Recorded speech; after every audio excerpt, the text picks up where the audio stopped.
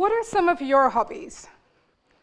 Mine include belly dancing, and it's from there that we begin the story of this journey. My name's Gina Visram. I'm a career coach, content creator, dance enthusiast, and once upon a time, small talk skeptic. Like some of you might, I used to think that small talk was pointless. I no longer think so, and today I'm hoping to convince you of the same. Yes, that's me in the photos above, and it was some small talk that I encountered which led me to my favorite hobby in my adult life. At 16, I moved from overseas to the UK. And at my first day at my school, not too far from here, also in southeast London, I was feeling nervous, awkward, and completely out of place. Luckily, a girl who was also in the room turned to me and simply said, "Hey, so you're new here?"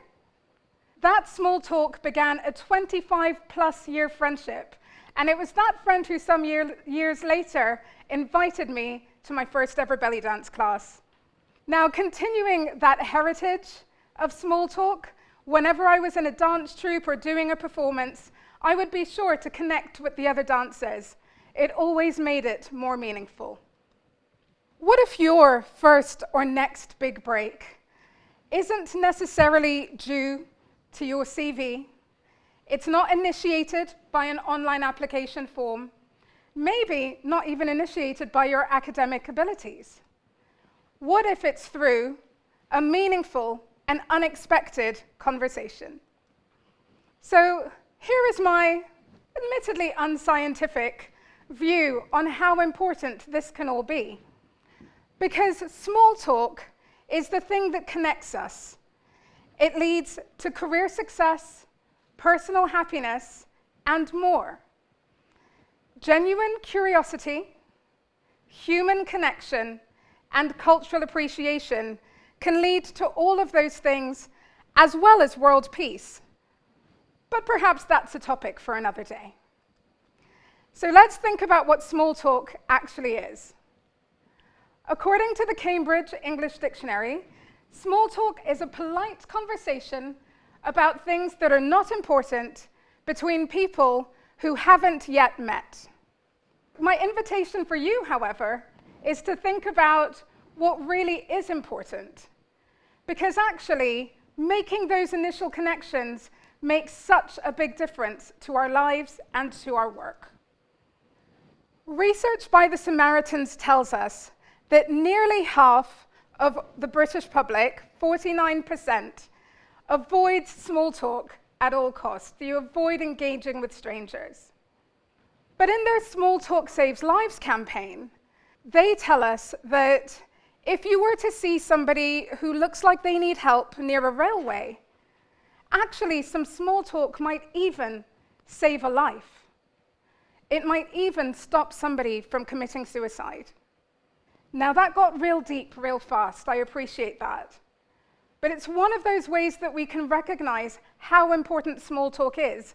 And one of their suggestions is that you could simply say something like, "Do you know the nearest place that I can find a cuppa?"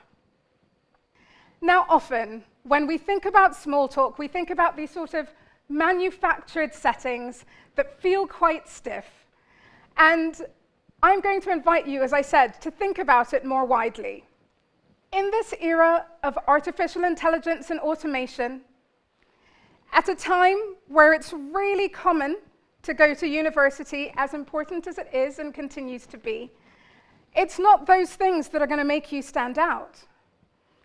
What sets us apart is our connection, our curiosity, and our cultural awareness. So, in my hope that we can all go on this journey together of increasing our level of small talk, here's a suggested structure from Verywell Mind. They say that small talk starts with an icebreaker. So that's the first thing that you would say. In this case, what are some of your hobbies? That's how I started today. Number 2 is the rapport. So it's where you ask questions and I ask questions and we get to know each other a little bit better. And number 3 is the ending. I'm not necessarily great at that bit yet, but the exit is one of those important parts in relation to small talk. So here are some starters and some questions. Now, I don't think it's just a British thing, but anything about the weather will probably do it. So will something like, did you catch the match yesterday, if you're a sports enthusiast? Or maybe even a compliment about an outfit. On a more professional basis, it might be something like, in your role, what are some of the things that you might typically do within a week? What was your motivation to come here today to this event? And these are the sorts of questions that you can be asking. So the next time you go along to one of those networking events, you know that there are some simple places where you can start. Some years ago, I went with my family to Belfast. My husband, my then 6-year-old, and I went to visit a friend. And while my daughter stayed with her auntie in her home, my husband and I went to a local supermarket. There, a man, likely in his 70s, who wasn't unfamiliar with a can of beer, stumbled towards me and stopped directly in front of my face. He was about this close. As I took a much-needed step back, he asked a question. "Hi, I want to ask you where you're from, but the lady in the castle got in trouble for that, didn't she?" Now, that immediately made me smile because I remembered that there had been a widely reported story that December where a lady-in-waiting at Buckingham Palace had asked that question insistently, persistently, of one of the guests at that event who happened to be black. Now, it seems like such an unsuspecting question, but that's really if you recognize that it's often people that might appear as if they don't belong who get asked it. So, because it's really important to remember that as much as possible we want to be inclusive, if ever you're interested in asking somebody that question, asking them a little bit about their cultural heritage is probably an even better way to ask that question. So, being a career coach and being a content creator, it won't surprise you that when I wanted to do some research into this talk, I went to LinkedIn and I asked a few questions. And there were a few stories about how small talk was a direct link to jobs.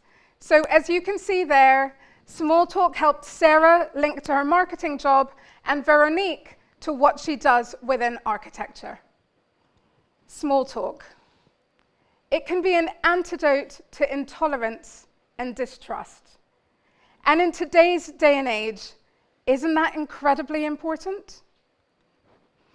It seems that Trevor Noah would agree. On Simon Sinek's A Little Bit of Optimism podcast, he and Trevor Noah were having a discussion, and at one point, very near the beginning of the podcast, Simon said something like, "So, and we don't really like small talk, do we?" To which Trevor responded in this way.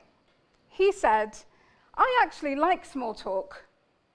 A few years ago, I read on how it was really important and how in society we have diminished the value of small talk." He then went on to talk about how we don't realize that small talk is what connects us and big talk might be what separates us. So in that spirit, I'm going to end by asking you to join me. And I'm going to set you a friendly challenge that I hope that you will agree to. Please raise your hands if you agree. Let's see if we can get some more small talk going. In the next week, I will start one unplanned conversation. In the next week, I will start one unplanned conversation. Let's see some hands. Amazing, thank you. Because from small talk comes big breaks, and the power of connection is in your hands. Thank you.